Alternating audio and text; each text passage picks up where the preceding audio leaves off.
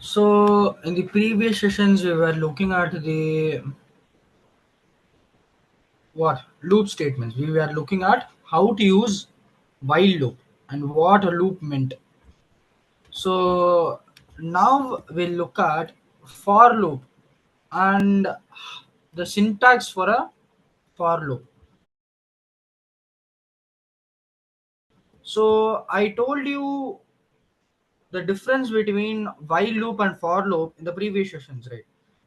In the while loop, the declaration, the condition, and the manipulation all happens, in different places.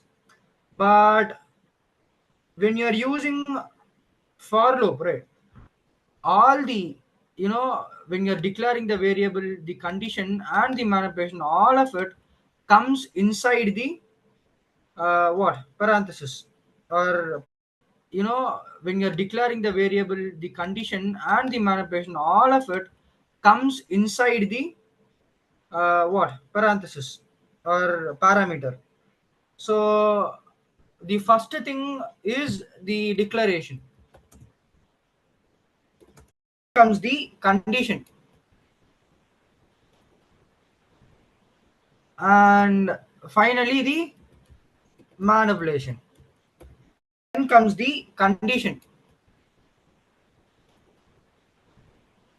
and finally the manipulation. So, and inside this we use some logic. So the while loop is simplified into a for loop. Now for loop has some enhanced features which you can use. Loop was basically invented to do recursive things, okay, but it also became an efficient way to traverse through data structures. Now, since it became an efficient way to traverse through data structures, enhanced loops were introduced to traverse through arrays and objects. We have not looked at the concept of what the objects yet, but I'll teach you about arrays now. I mean, we talked about arrays, right? When you're using an array, what you can do is we did a loop condition for an array, right? Now I can say var I is equal to 0, I less than, I have to create an array. Var I is equal to,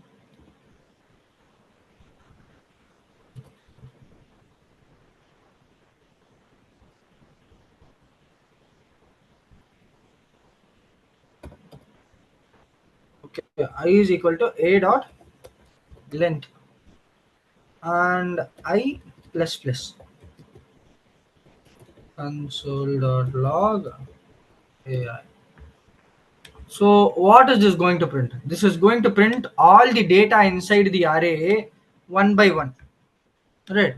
It is going to traverse through the array to print us the details. Now this is the basic thing. You can even, the manipulation does not have to be single thing every time. You can build a loop however you want. Okay. So instead of saying plus plus, I can say plus equal to 2. What is this going to do? Instead of printing one by one, it is going to jump one and not print half of the values. So it ignores 65, it ignores 94, and it ignores 32. It is only printing 12, 44, and 11. It is ignoring all the even values, or you can say the odd values in index.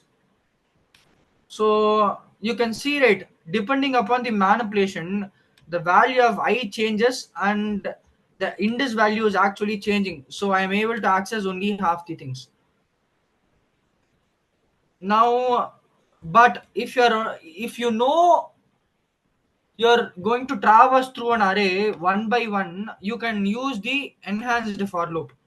If you are building specific conditions, right, then using the normal syntax would be better. This might be helpful if you're writing an algorithm from scratch. But if you know you are going to traverse through the array one by one, instead of doing this, right? Instead of doing this, you can say something like for element of a, and I can say console.log element, and this is going to give me the same output as this for loop. Let me remove the thing. It is going to print it twice. Both of them are going to do the same thing, or actually this is going to skip. You can see here, right? The first thing is skipping half the values. The next thing is printing all the values. So this is how you do it for.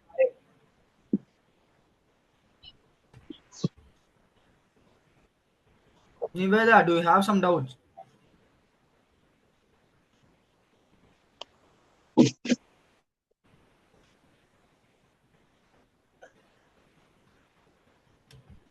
Could you mute yourself? Okay, thank you.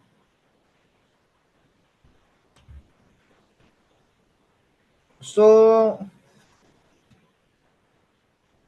what is this? This is a enhanced for loop for an array. Now again, loops are used to do some logic again and again. Now if you're writing various algorithms, right, you might need loops to actually solve those kind of algorithms or build those kind of algorithms. Like for instance, now I am traversing, right? This itself is an algorithm that is traversing through the array. I can sort an array. Now there are a lot of sorting algorithms like selection sort, simple sort, bubble sort, and all of them have their own what you can say, all of them have their own time complexity.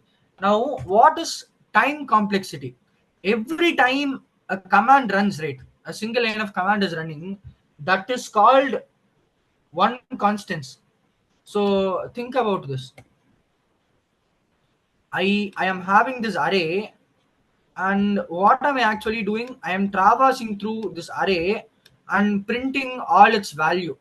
So 1, 2, 3, 4, and 5. So the time complexity of my what algorithm is 5, or actually in this case it is 5. Now if I had 5 values, the time complexity would be 5. If I had n values, now the size of the array will be changing, right, depending upon the scenario. So the algorithm can solve or traverse through the array in n complexity, n time complexity. So this is actually a pretty good algorithm. If an algorithm can solve something in n time complexity, it is fine. Now then comes the n square. Now why do you need n square? What is n square and what is this n complexity or things like that? You can see here, right? Here the size of the array is, let us say, 6. It is 6, right? So whatever I give here, the logic is going to run 6 times because the array size is 6. If it was 8, it would run 8 times. This command would run 8 times, here. Okay, so that is called, it is, since it is running that number of times, that is called the time complexity, and it takes some amount of time, some unit of time to run each command. So as the number of commands to solve the problem increases, the time complexity of the algorithm to solve the problem also increases. So now think about this. There is another type of loop. which is called nested loop. Okay, so we have talked about what nested means. Now we talked about nested if else statements, nested conditional statements. What about nested loop statements? If I am giving a loop inside a loop, right, then you can pretty much say, if I am creating a loop here and it runs for n amount of time, whatever command I give here, the code or the programming I give here will have n amount of time complexity. This is a single level loop. Okay, but if I give a nested loop, how is it going to run? This is the parent loop or the outer loop, and inside the loop I have another loop. You can call it the child loop. So imagine for a second, if whatever the first loop is going to run n times, okay, then the first loop will have n time complexity, and the child loop, the second loop, imagine even for to solve some this loop, it takes n amount of time or m amount of time. Normally it would be n. Okay, I'll teach you about different sets of time complexity. This should again take n amount of times to solve this issue. Since I am giving a loop inside a loop, the second loop or the child loop is going to run n amount of times. So if the child loop takes n times to run each time, then the whole time complexity of the whole loop is going to be n into n, or you can say n square. Okay, if you give another loop inside it, right, you can call it n cube, but that is very much, if your algorithm is using n cube, right, it means your algorithm is very inefficient. It will take a lot of time to solve your issue. You know how the graph goes? The graph goes the number of commands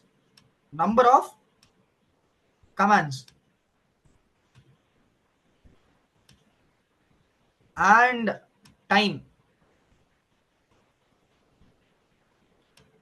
If the number of command is small, however much time it will take is also small. Now the n amount of complexity, it follows this condition. It follows a linear progression means, if you take one amount of command, it will take one unit of time to solve it. If you have two commands, it will have two units. Or you can say, if it has as array of size 2, it will have 2 unit time to solve the array.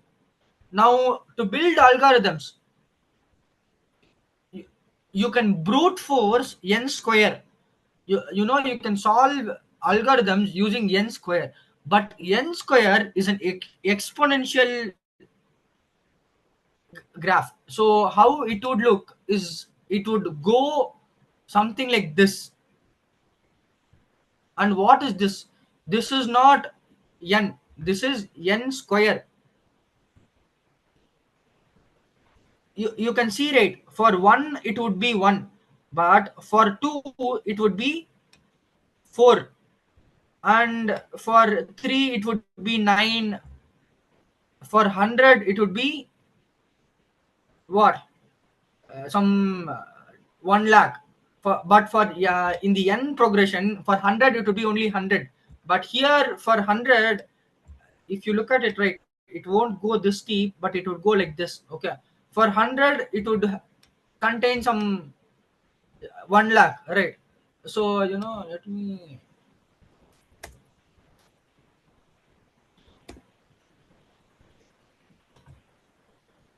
there are a lot of time complexity spaces. These are all the spaces. Okay, the most basic one is n is the linear progression. Okay, if you can build an algorithm with n time complexity, that is fine. It is it is better if you can build it in log n complexity. What is log n? Now, I told you, right, you can build sorting algorithms with for loop. How do you build sorting algorithms?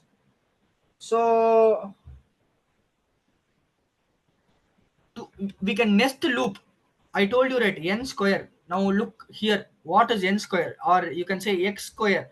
X square goes exponentially, x cube goes even more exponentially, 2x. Now this is not actually a good algorithm. You can see, right, green, from green it goes light green, orange, darker orange, red, darker red. So n factorial is 1 into, if your n is 100, right, you have to do 1 into 2 into 3 until into 100. So that is even more complex.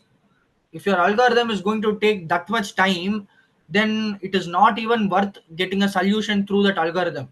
Your algorithm is inefficient. So you have to build your algorithm accordingly. Now, sorting algorithms have different time complexity. So if you think about n time complexity, right? Do you know what algorithm, sorting algorithm, has n time complexity? I think it is simple sort, or you can say counting sort. Let me show you. Uh,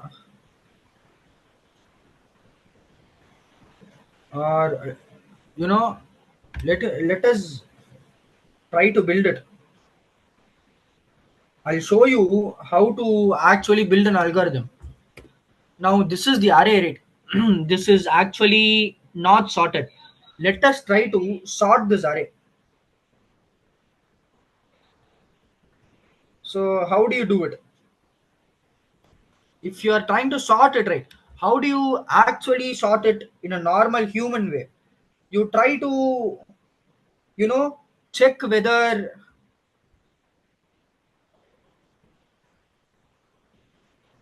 this value is smaller than this value. If it is smaller, then you will keep it this way. But if it is not smaller, now in this case the 65 is not smaller than 44, so we have to interchange it, right? We have to swap places. So in our head, that is what you would do. So we have to implement that algorithm inside programming. Now there are a lot of ways you can implement a sorting algorithm inside things, right? There are a lot of sorting algorithms: selection sort, simple sort, counting sort, bubble sort. Each sort will have its own time complexity. Now I am going to write a sorting algorithm called selection sort, which will use x square. Okay. And then I will write another algorithm, an improvement to this sorting algorithm called bubble sort, which will take log n times. Both will do same thing, same algorithm. They are different sets of algorithm. They will approach the problem in two different ways. Okay. But they are going to get the same answer. And they are going to get the answer in different time, and one is going to get the answer in sooner, and one is going to get it a little slower, because the algorithm is different. So let me show you the selection sort. Okay. So to selection sort, all you have to do is, this is n square. Okay. You can say, but now I also told you something about let, right? What is let? We have looked at var and const, but we have not looked at let. What is let? Now, if you declare something in var, right, you will be able to access it throughout the JavaScript program. But if you declare something as let, right, I am declaring variable here inside a for loop. That is the syntax, right? I can declare variable inside a for loop. If I declare a variable as let inside a for loop, right, it will only come inside the same curly brackets. I won't be able to access it outside. the variable will get deleted automatically. Why is something like that happening? Because unlike time complexity, right, there is also something called space complexity. And the lower the amount of space you take to solve a problem, the more efficient the problem is. So I told you, right, how whenever you create a variable, some amount of memory is allocated to that variable. So if I am not going to use this var I outside of this for loop, then I don't need that variable outside. So if I created that variable, that memory is always stored until the program ends, right? So that is inefficient. If I can delete that variable after its use, then it is efficient. The space is saved. So that is why let was introduced. The moment you use let, you use curly brace, right? You can use that variable inside the curly brace. Once you move outside of the curly brace, it is no longer, you can no longer access that variable because that memory will be deleted, because that is more efficient. So space complexity is another thing. That is where let is used. So now what I'm actually going to do is, instead of saying var, I'm going to say let. Let I is equal to 0, I less than a dot size or a dot length, and I plus plus. So this is the outer or the parent loop. Inside this loop, I am going to give another loop, and that loop I am actually going to say j, and it is going to start from I plus 1. Do you know why I am doing this? This is the most simplest. This is how you will do in your brain. Okay, this will take n square or x square times. This is how a normal human will sort unsorted array. You can do it more efficiently using computers, but I am implementing selection sort. And what is this algorithm actually trying to do? I'll try to show you. Okay, so j a dot length, and I will say j plus plus. So this is a nested loop. This is the parent loop. Inside this, I am having another loop. It will run this amount of times, and this will run starting from here I plus 1 to this amount of times. If it starts from 0 rate, it can run this amount of times. If it's starting from I plus 1. Now, why am I doing this? For the outer loop, I am going to select this one. It will go one by one. So for the first thing, I am going to compare I plus 1. I plus 1 is this. From this to end of the array. For the first value, I am going to take all this value and compare whether it is smaller or larger. If it is smaller, I'll swap places. Okay. And it will go to the next value in the next for loop. Okay. And for this I, the j will be I plus 1, which will be from here, from this to end of the array.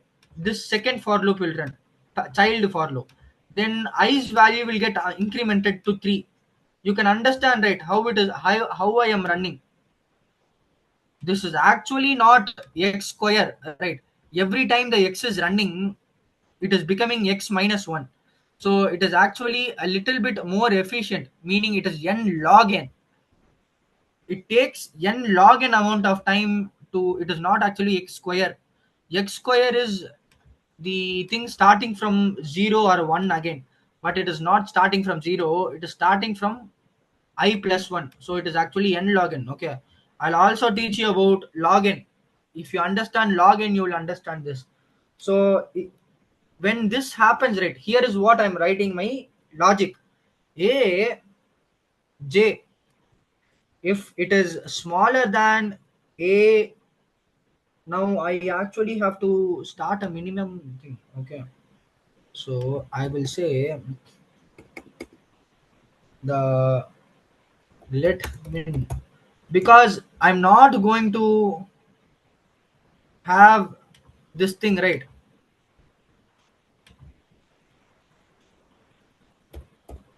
since I'm not going to use this min variable outside of this for loop, I'm not creating it as var.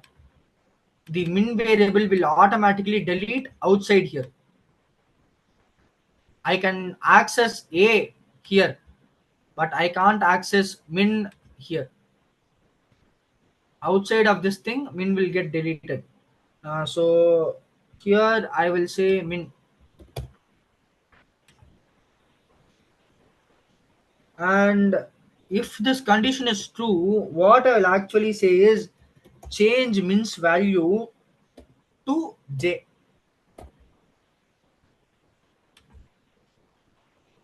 So this is the only thing I am doing. Okay.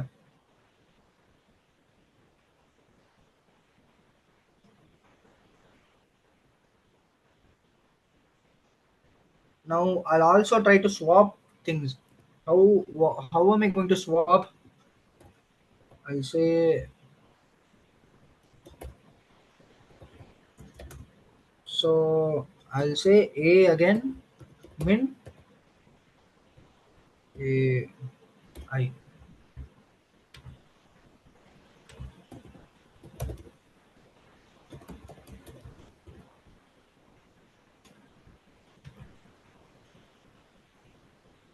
So now you can see the array which was jumbled initially has become sorted now. It has sorted because of the condition we have written. Now what is the condition we have written? If j is less than min, what is j in this case? Aj in this case is going to be for 12. It is going to compare all this aj, meaning it is going to compare with every value. If a min, which is right now, is smaller than that, then I am saying change min's value to j, meaning the current j, if let us say 11 was smaller than 94, what will happen? The value of 11 will become here. It is swapping. You can see, right? I'm taking I and putting it in place of, I'm actually taking min and putting in place of I, and I'm taking I and putting it in place of min. You can understand this, right? This is a simple swap. I am swapping, and this swap is happening because I have updated the value of min. If the current is smaller, then change the min to current value, and using the current value I will update. You can understand how this swap is happening, right?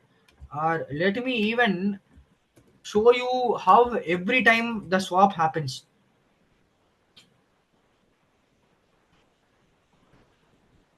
For the first run, it is like this.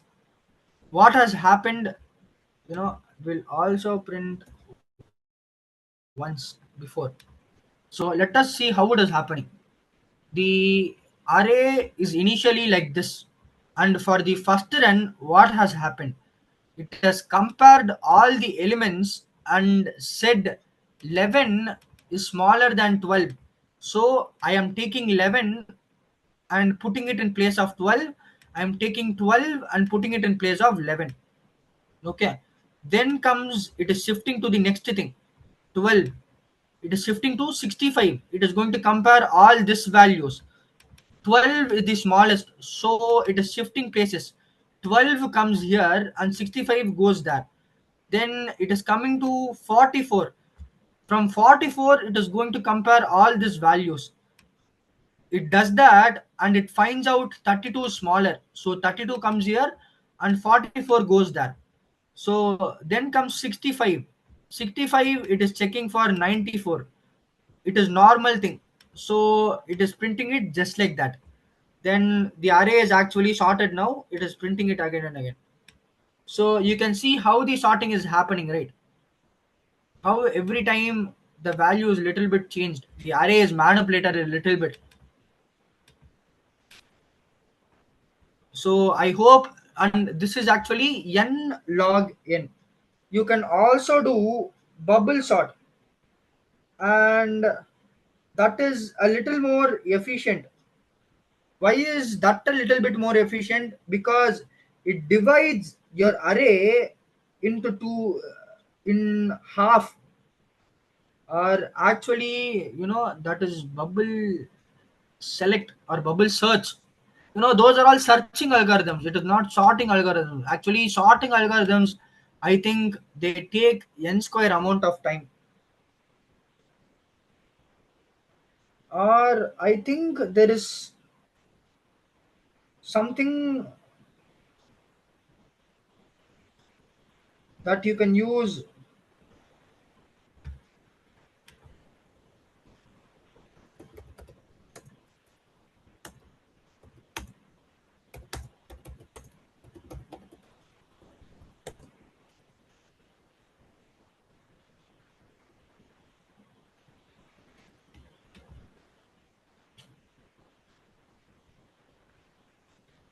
I don't think you can solve.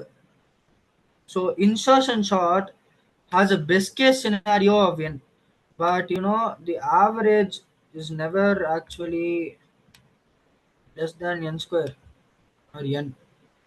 So mostly it happens in n square only. You can only use x square to solve sorting. Maybe searching would be a bit different. For searching, you can actually do it in n log n. You can see even heap sort actually does it faster. So you can use heap sort to sort things faster, I guess. But heap sort is actually a bit more complicated implementation. You have to use heap to store your data. So depends upon the algorithm. So I hope you understood how you can use loops and nested loops. So nested loop is something like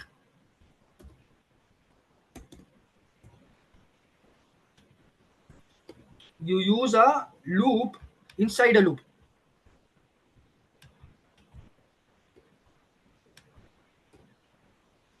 So this is going to be a nested loop.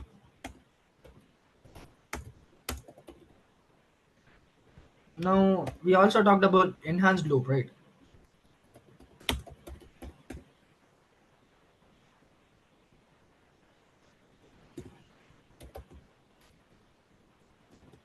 So you can say any element. If you say off, right? Off is for array.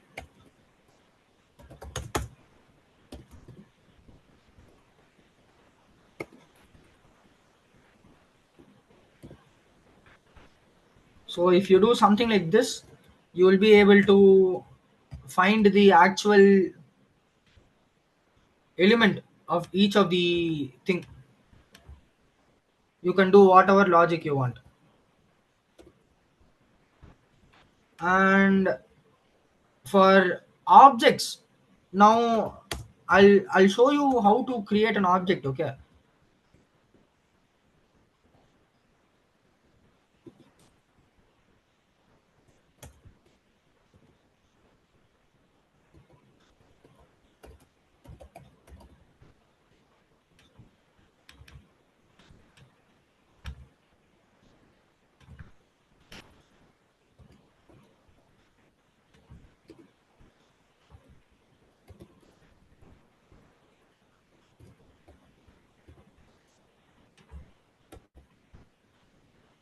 So this is how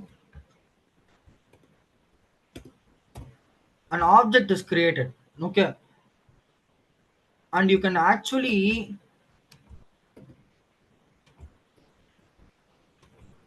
use objects. Are objects are very much used in programming. All right. So this is how you create an object. We'll look in depth in how to create an object. But for if you're using an object, right, the enhanced for loop for an object is you can say off, or instead of off you can say in. and you can do whatever logic you want.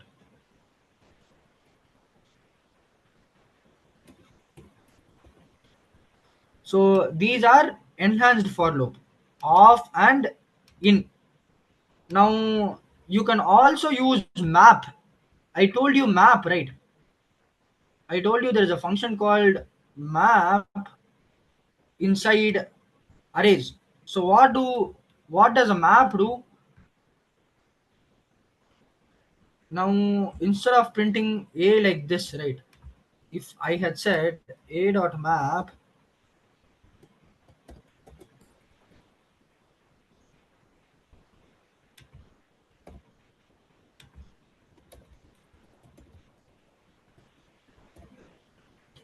you can print individually like this too. This is, you can actually, we have not talked about functions. We'll talk about functions also.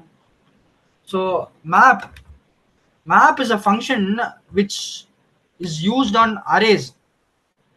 You can write your own custom functions that will do its own logic for each of those elements. I can even multiply to each of the, after sorting, it is going to print everything in multiples: 11 into 2, 12 into 2, 32 into 2, 44 into 2, 65 into 2, and 94 into 2. So it is printing all the values with some logic. I can do it for each. Now for each is also a function which will do exactly the same thing, but map is more preferred, okay, because it is a more system function which can help do these things. So what does it help you do? It helps you do logic for every element in the array. Now that we've talked about all of this, right, let me also teach you about functions. Actually there is also another kind of loop which is called switch loop. It is actually simple, but using switch is pretty inefficient. I'll teach you how to work with switch after I teach you functions. Okay, functions is much more important. So the thing about functions is we have been using functions until now everywhere. You have seen this, right? I told functions, depending upon the language, you refer to them as anything. We refer to data that is stored inside the code as variables, right? That variable has this value, this variable has this value. If I refer to variable, you will know that some kind of data, some array, string, whatever type of data it means, you will always know if I refer to a variable, some data is stored inside it. But if I say functions or methods or logic, right, it means it is storing some logic. And what is logic actually? So you can see this if loop, the loops, if statements, loop statements, all these things, right? And all the operators, arithmetic operators. So you can use all of these things to solve actual problem, real world problems. You can take a list of students names, arrange it alphabetically, add 1 to if everyone is present, put 0 if, if everyone is absent or if someone is absent. You can do all of this mathematically through some logic. And this logic, you can encompass this logic inside a function so that you can reuse it again and again. Now these are predefined functions which are defined inside JavaScript already. All languages will have functions or methods or logic or whatever you want to call it. Inside, JavaScript, you can call it as functions. Inside Java, they usually refer to it as method or something. Inside Python, they will also refer it to as functions. Inside C, again, they will refer it to as functions. It depends upon the language. inside that they will refer to as method. So depending upon the language they'll refer it to as anything, but what it basically means is you encompass some amount of logic. Now I have encompassed this loop logic inside the for loop, right? Now this logic will run again and again for some amount of time, but the same algorithm, we just wrote a sorting algorithm, right? This is a sorting algorithm. What I can do, I can take this algorithm and say function sort, sorting, or actually, the algorithm I just wrote, it is called as, you know each algorithm is a little bit different and will handle data a little bit different. And this algorithm I used was probably, yeah, the algorithm I was using was selection sort. Okay, it does not matter, you don't have to remember all the algorithms. Okay, you can remember a few algorithms that are time efficient, like quick sort, heap sort, all of these things, but they will work only on specific, what they will data structures. So now coming back to this functions, I can say something like function selection sort, and I'll open curly braces. Inside here I'll give my logic, and I'll take a, will actually change this to be, allow this to be.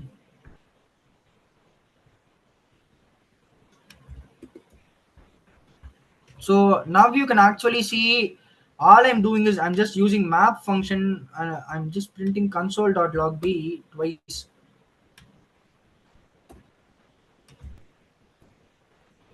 So now all you can see is I am printing the thing array once, I am multiplying all the elements twice and printing it, but it is actually out of order. What I want is I want it to become sorted. So how do I make it sorted? I can use this selection sort algorithm to sort it. How do I use this algorithm? I have to pass this value, pass this b array into this function, so that this function can use whatever logic is printed inside it. Let me remove this thing. Okay, and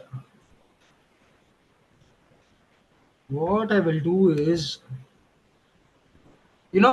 inbuilt functions actually can use dot, and you can use them, but the normal functions that you say, right, you have to call the function name, and inside the parenthesis you give the logic or the data you want to use. So I am going to say selection sort and b. So what is going to happen now? It is actually not happening. I have to return here. Okay.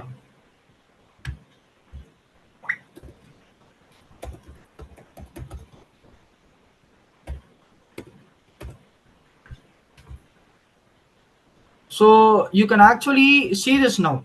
This is the unsorted array. It has been sorted, and then it has been normally multiplied. Previously it was unsorted and it was multiplied in an unsorted way. Now the sorting is done correctly, and the developer does not have to write this logic again. Wherever he wants to use sorting algorithm, he can use the sorting algorithm, call the name, which is b. B is what is sorting, right? So I am sorting it. So you can see this, right, how this is happening. So this is how functions work. The syntax of a function is pretty simple. Okay, function name, you give open brackets, and you give the logic here. You also give the return statement. We'll talk about this. And you can give however many arguments you want.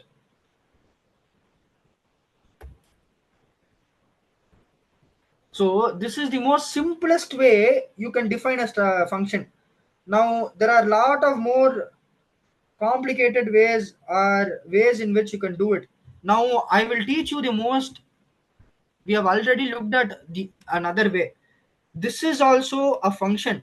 Okay, if you actually look at it, right, its structure is like this. The logic is inside here, and the argument, which is el, is here inside the parenthesis.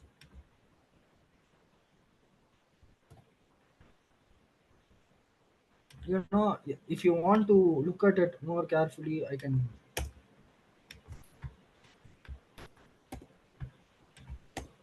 So this is how the function actually looks like, right? But it does not have a function name or the function keyword. I'm not writing the function like this. Function name, arguments, logic. I am not giving any function name. I am directly opening parenthesis, giving the argument, giving arrow or equal to greater than, opening curly braces, and giving the logic. Now this is known as anonymous function, or you can also call it a lambda expression. Okay, this is used as a one time logic function. I am not, functions I told you are used, are because you can reuse logic for different sets of data.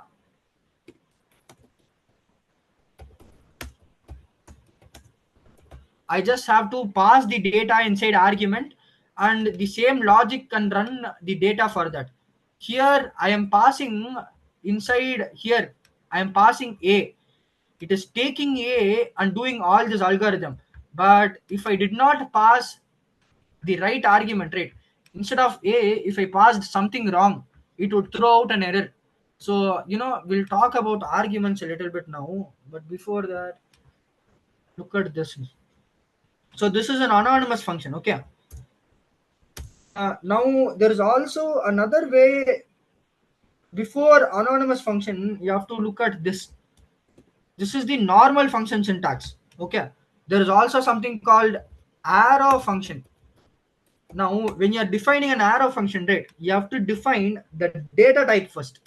If it is going to be a const, or you know you have to define it as constant if you are going to write an arrow function, or you don't have to write the data type. It does not have to be const. You can leave it empty also. But if you are going to say const, you can say const. Why are you saying const? When you're creating classes, right, you can override function and give new logic. So if you're going to say const, it means you're not going to override the existing logic. You want the function to work with existing logic. Like for instance, I have defined a selection sort, right? The array has a sorting algorithm, but it is not working properly. We saw it. It was not working properly. I can override and use the same function name sort. I did not use the same function name sort because sorting is already defined. You cannot create two functions with the same name, because to use a function you have to call the function name, right? If you does not have a function name, you cannot call it again. It is not reusable. It is an anonymous function. But if it has a function name, you can call it. So you cannot create two functions with the same function name, because the interpreter or the runtime environment will get confused because if you say the function name, right, it won't know which logic to use, because you have defined two functions with the same function name. So function name is something that is pretty similar. If you're going to define two functions, right, you have to say which one is going to override which one. So here again, instead of this, you have to say equal to. Here I am saying function name arguments, right? Here I am going to say function name equal to parenthesis.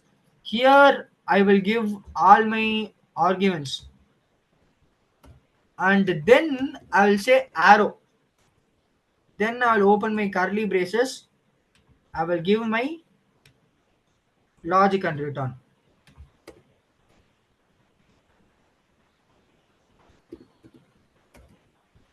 The same for anonymous function also. Actually, if you're using anonymous function, it is not returning. It is probably doing some logic.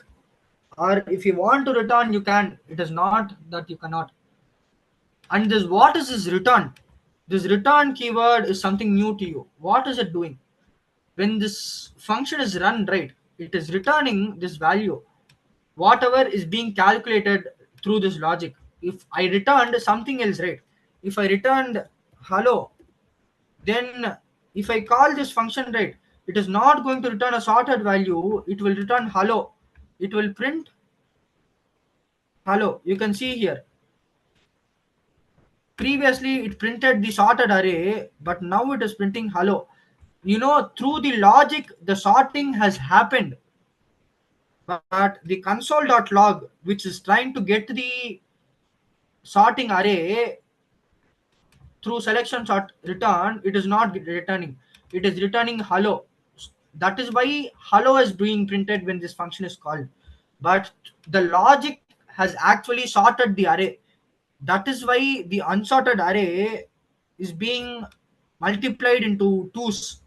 12 or 11 into 2 22, 12 into 2 24. It is being sorted and being multiplied into 2 using map and an anonymous function. So I hope you can understand this.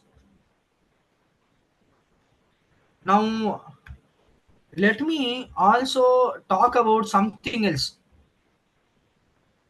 We talked about this now, right? The arrow function. The anonymous function is a shorthand version of that. From here, if you look at it, it is an anonymous function, right? Whatever comes before the parenthesis, before the argument, is called as the function signature.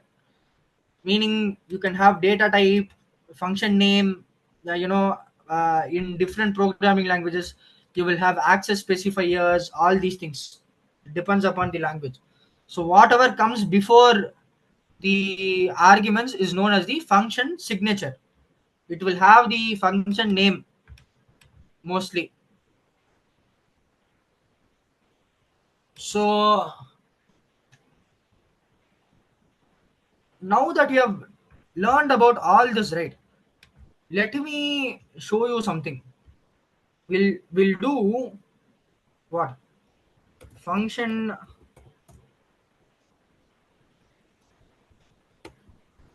greater, or let me say function sum of x comma y, and I'll say return x plus y. Okay, so if I say console.log sum of 2 3 comma 5, what is going to be printed? It is going to print 8. Why? Sum of 2, I'm using the function name. 3 and 5 are values I am giving to the function. It will go and get created or placed inside these variables x and y. And what am I returning? The logic itself I'm giving inside the return statement, x plus y, which is 3 plus 5, which is 8. If I am only trying to use the function name, right, it will actually print the function logic itself. You can use it in some place if you want.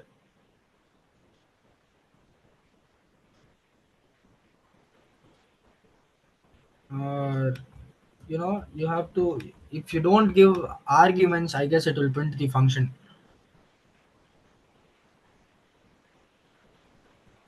Maybe not.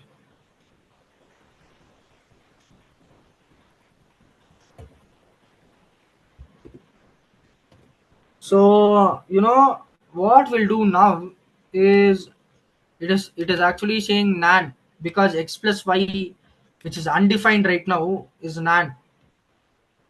You can give whatever values you want. 3 comma 4 will give me 7. But if I wanted to add three values, right, if I wanted to add three values, 3 comma 4 comma 5, it would be 12. But it can only add three numbers, I mean two numbers, the first two, 3 and 4, because it only has first two defined in the arguments. The number of arguments defined will define how many arguments you can pass to the function. Only the arguments that you have in the function can be used uh, to solve the logic, or build the algorithm. So I can say plus z, and I can take another third argument. Now if I do that, right, it will be 3 comma 4 comma 5, which will become 8, or which will become 12. But now it is not sum of 2, it is sum of 3. Sum of 3. So it will work properly now.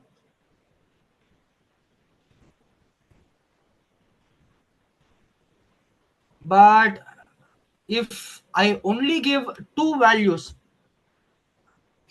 instead of three, only 3 and 4, it will give me undefined or nan.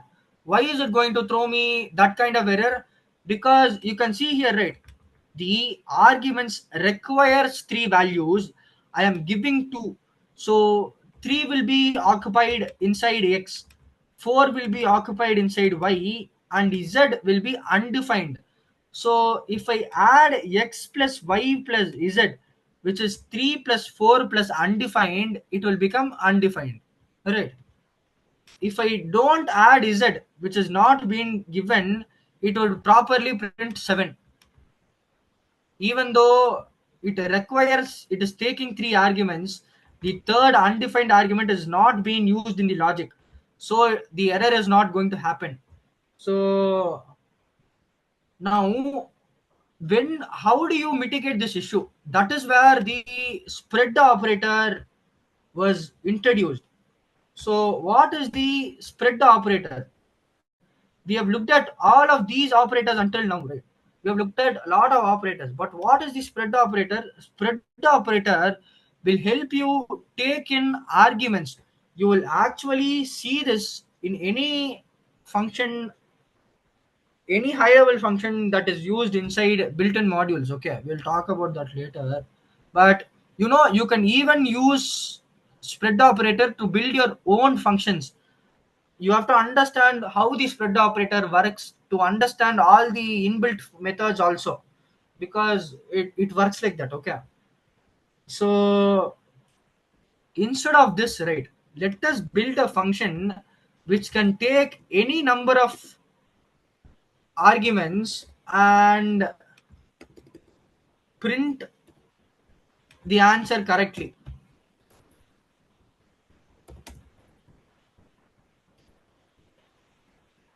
So how am I going to do something like that? So to do something like that, right, the first thing you are actually going to do is uh, use the spread operator. And what will the spread operator do? It will take in all the arguments given to it through the function calling. This is the function definition. Okay, whenever I use the function name again, I am calling the function. This is called calling of the function. When you call the function, you run the logic. Until that, the logic is not will not run, it is only defined. You can use the logic again and again by calling the function name. And when you are calling the function name, you give new data sets, new arguments. but you can define a function which can take any number of arguments using spread operator. Now, when you are calling the function rate, you can give any number of arguments. It will take all the arguments and make it into an array. You looked at the arrays, right? What is arrays? It will, you can store multiple values inside an array. So once you do something like that, what happens? You will be able to use, element in number. Since num became an array, I can just say, you know,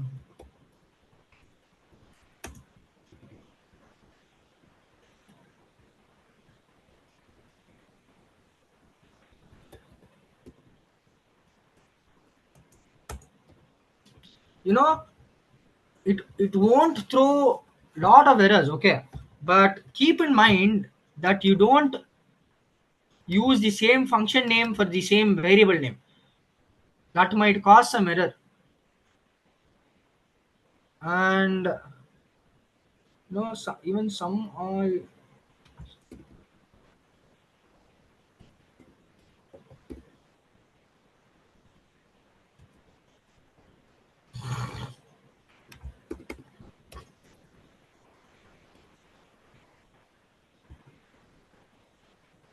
I'll say some zero, and I'll say some zero plus equal to EL. So what is going to happen? First, I can give any number of things. All of them will become an array inside the single variable num, because I'm using the spread operator here. And this num array, I am iterating it through enhanced for loop. And this enhanced for loop, what is the logic for this enhanced for loop? The variable that is sum 0, which has 0 as its initial value, will do plus equal to. Plus equal to is actually sum is equal to sum plus value, which is sum is equal to sum plus EL. EL in this case is each of the elements in num, which will be each of the arguments. So one will be added one by one to sum starting from 0. Each argument will be added to 0 until the end of the argument, and that will be returned. Return sum 0. So console.log, let me say sum 1 2 3 4 5 6 7 8 9. So what is actually happening here?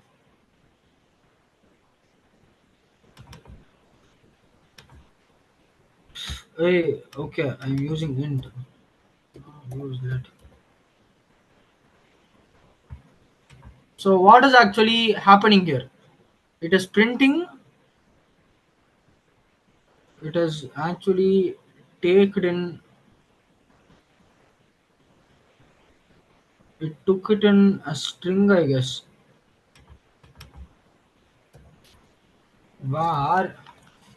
I actually have to change it into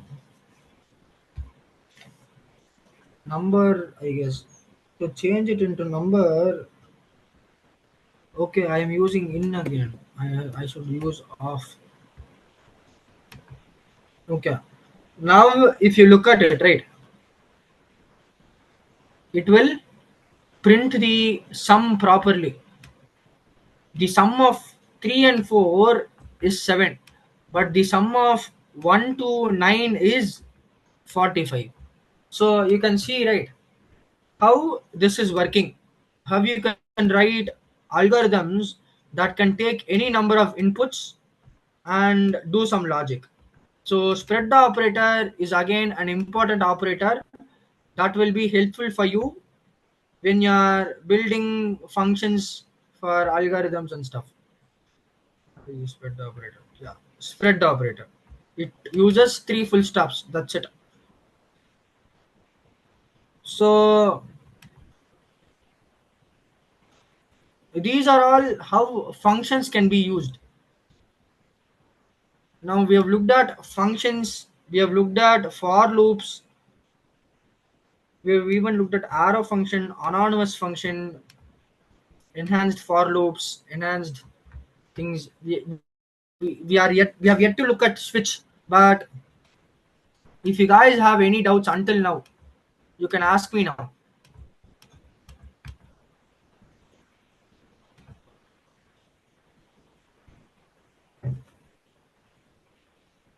If you guys don't have any doubts, we'll be moving on to the switch statements.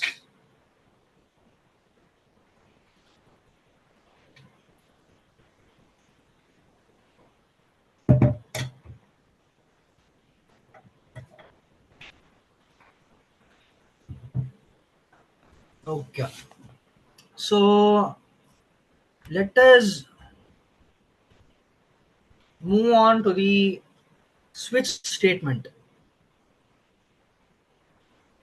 Now, the switch statement is actually not a pretty complicated statement. Okay. There are better ways you can conditional check than switch. Okay, you can use objects to conditional check, to use contains or hash map to say this contains. But switch is also used in some places, so it is better that you know how switch works and the syntax of switch. So switch is also considered to be a conditional statement, if you will.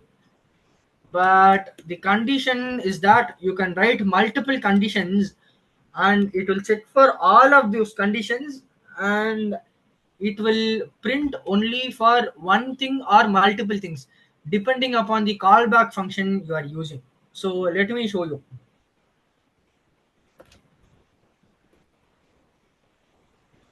Let me not write it here. Let me write it here.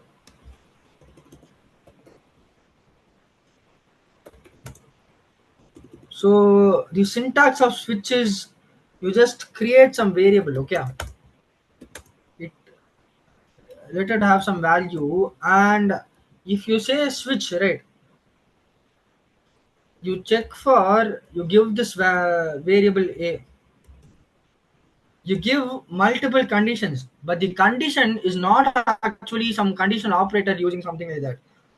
All the condition will do is whether it is equal or not, only double equal to, or it check for triple equal to, you can say. If it is equal, it will run. It does not check for any other conditions.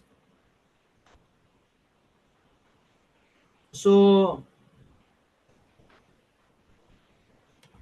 how do you build something like that? You can say case, if the value of a is 5, then logic, some logic. Then you also have to say break. So this is the most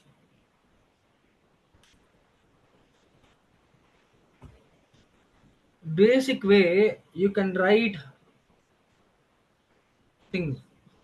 And you can say 10 if the value stored in the variable here matches the case value, then it will run the logic.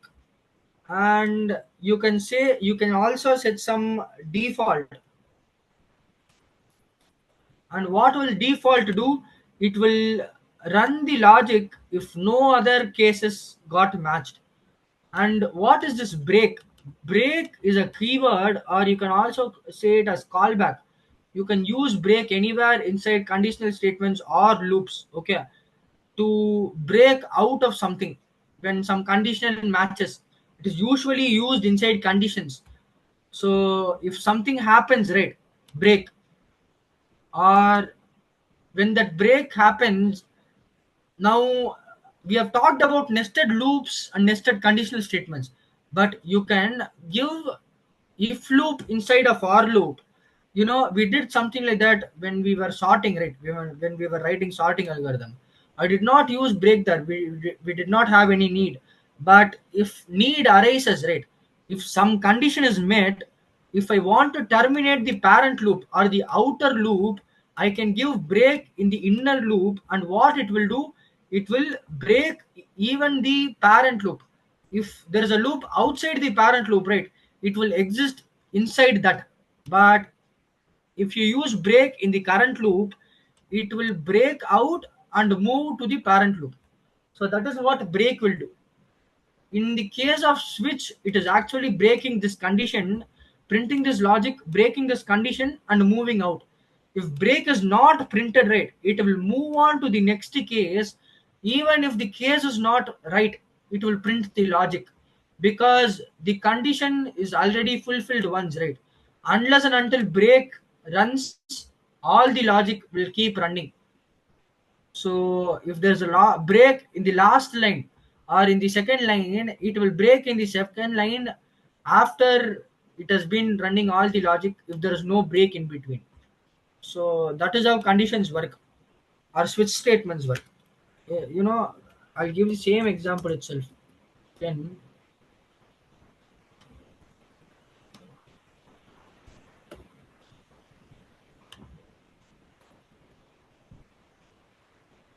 so if you look at this, right, for logic, let me see.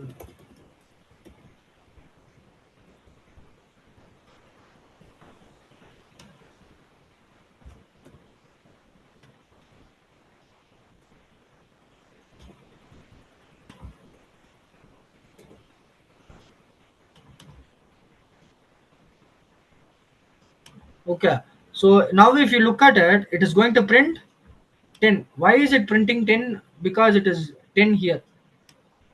If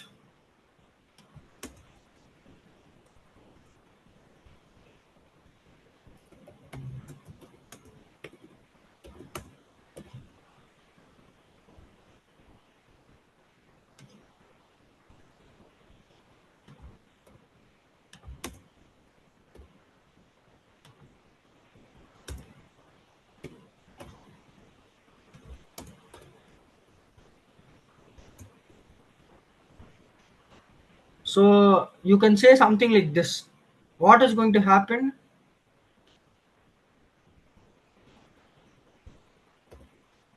if you say the value is 10, right? If since the value of a is 10, it will print the value is 10. So not printing for some reason.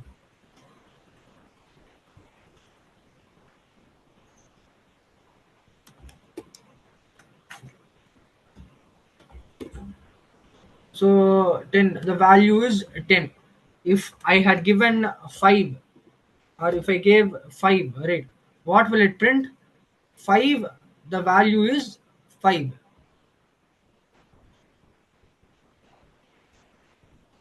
Let me give 6.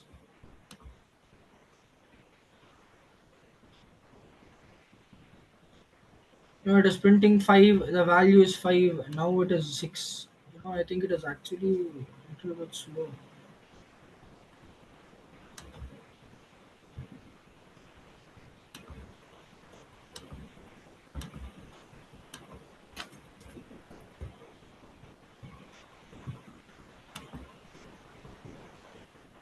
Now it is printing 7, value is not 5 or 10. So you can see how this is working, right? But let me show you something. I will comment this break and give the value to be 5.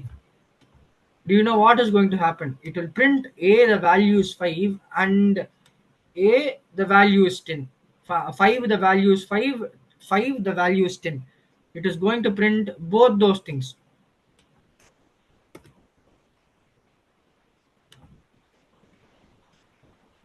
You can see it, right? Why is it printing both these things? Because I have not broken out of the switch loop.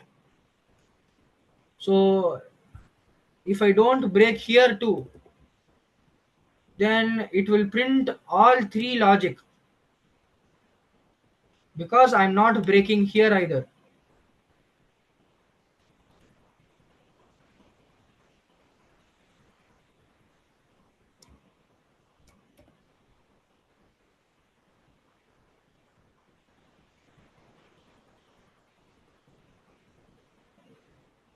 For some reason, console is pretty slow.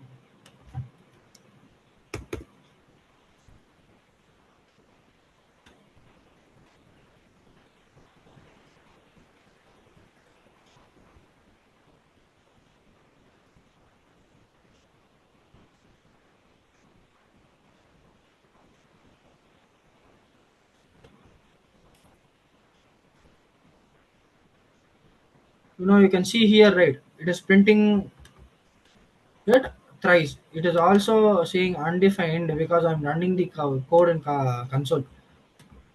So this is what it will do. If I did not comment the break, then it would not have printed all the three things. If I did not comment this break either,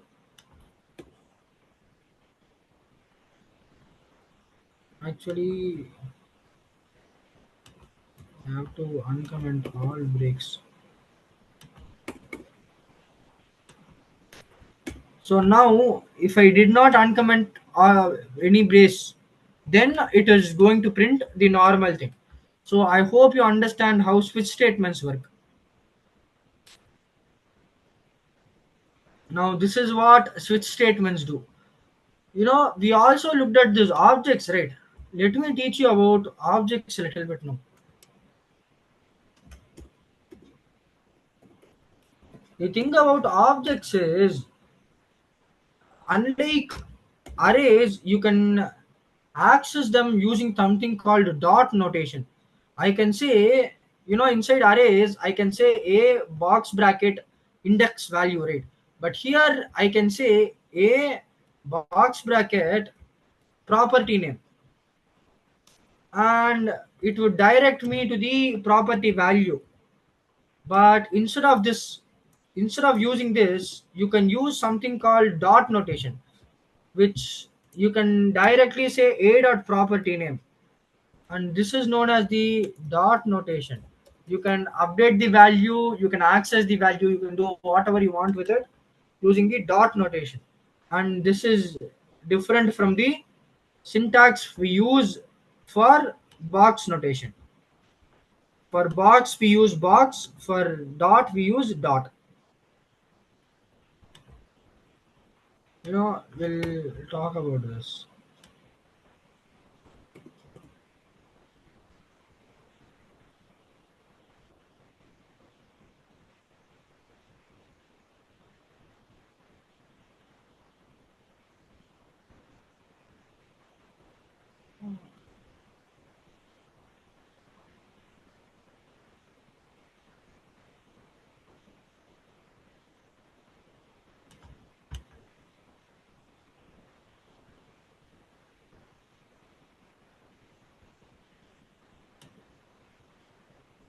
Is my screen even visible? Is my net slow?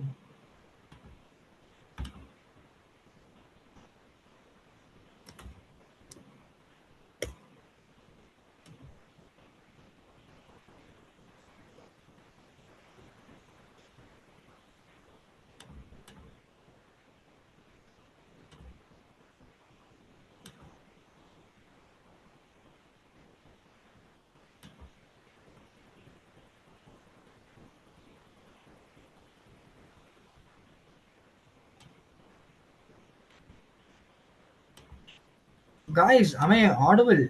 Is the meeting still going?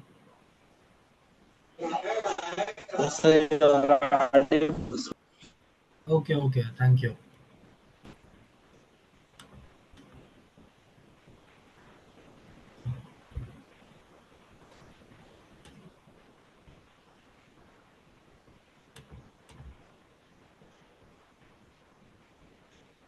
I think open server is down, I guess.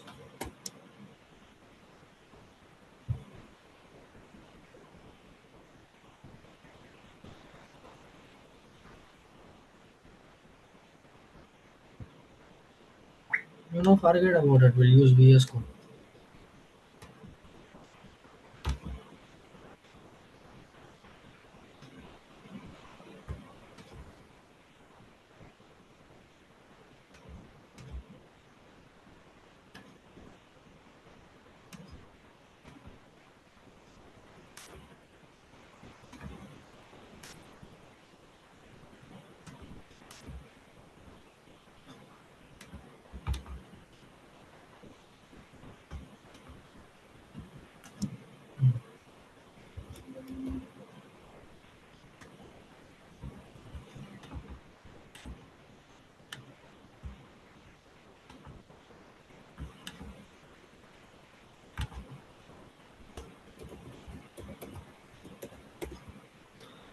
This is how you actually, I'll take a class on how to set up your environment, okay? But this is how you actually use your Visual Studio Code. You download and install Visual Studio Code, you create a folder, you drag and drop that folder inside your Visual Studio Code.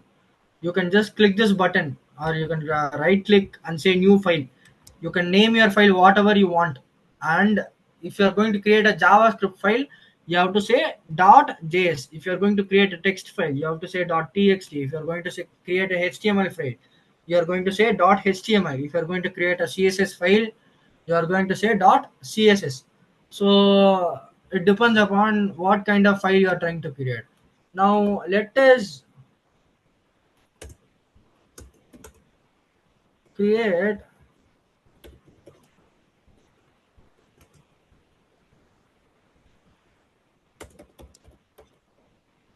an object.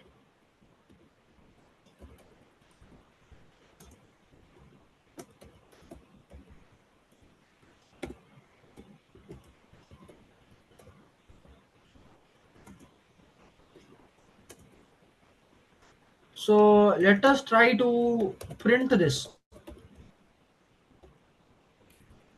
you know to run JavaScript, you actually have to install Node inside your system.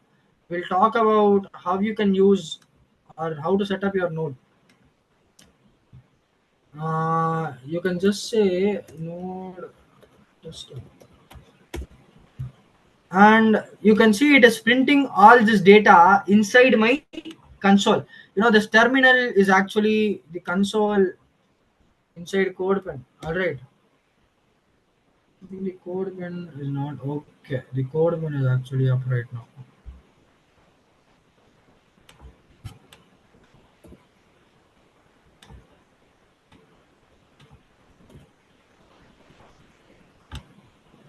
So you can actually see what it is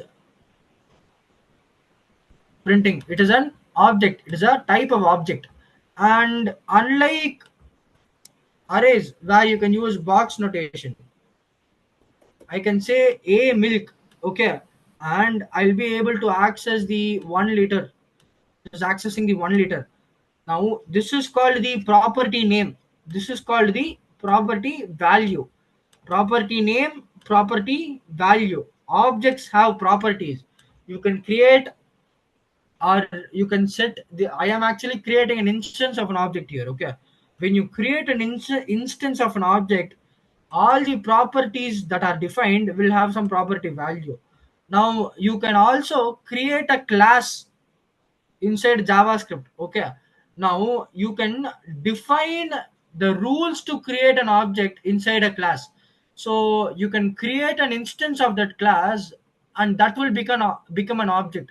Like you can create a class saying the you can create a class named car. Okay, that car should have type of car, SUV, sedan, all these things, color of the car, white, black, silver, all these things.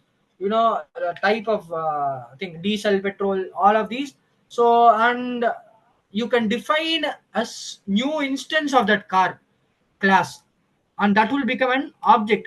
And you can say the proper you can assign property values to all the properties defined inside that object, and that will become a new object. And you can access data of that specific object using the dot notation.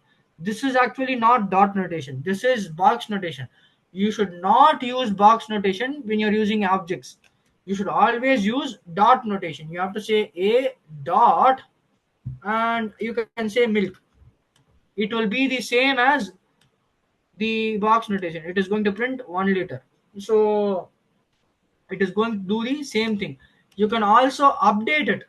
Now I am printing a here, right? I can say a dot milk 2, or I can just update it to number also. I don't have to update it to string itself. Now it is string, but I'm updating it to a, you know not this. I think it becomes, yeah, you can see I can even store numbers here, and I am updating its value. So access of objects data is even easier than access of a array data, because an array you have to traverse through the array and give the index value. But for an object, you can just say the property name and use dot notation to access the property value. So it's kind of like objects have some context to the data that is stored inside them. So you can use that context in the dot notation to access the values. So this is how you access or use dot notation. Okay, and you use in. You can also iterate through them using in. Let property of, you can say, or not of, in a console.log property. And what is that going to do? It is going to print the object. It is going to print the object. It is going to print the, actually it is printing the properties. Let me say of.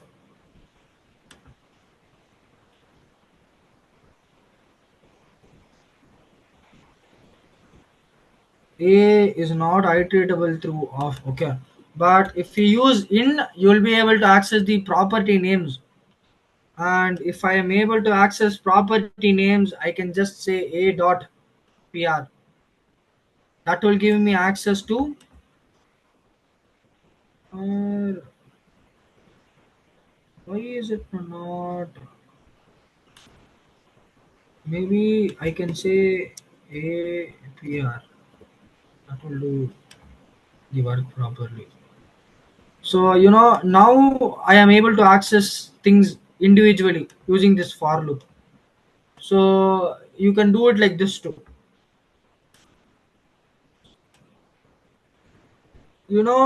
Whatever this map or for each is also applied for objects. We'll look at objects in depth more further down the course we go. Okay, actually we have almost, or we have completed the basics of JavaScript. Any more JavaScript that I will teach you will actually be, you know alongside other things I teach you. From the next class we'll actually be starting with the node framework. So if you guys have any doubts in JavaScript, okay, you can message in the group. We'll try to solve or answer your queries. And from the next class we'll be working on the node framework. So in the next class we'll be setting up the environment, and I'll be teaching you how to start working with node.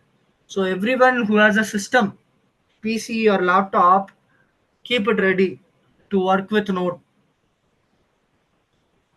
So anyways guys, the time is already up. If you guys have, if you guys don't have any doubts, I think we'll end the session here today.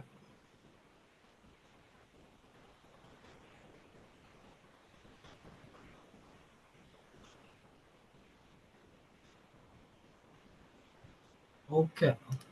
Okay guys, you can leave the class now. We'll meet in the next session. Thank you.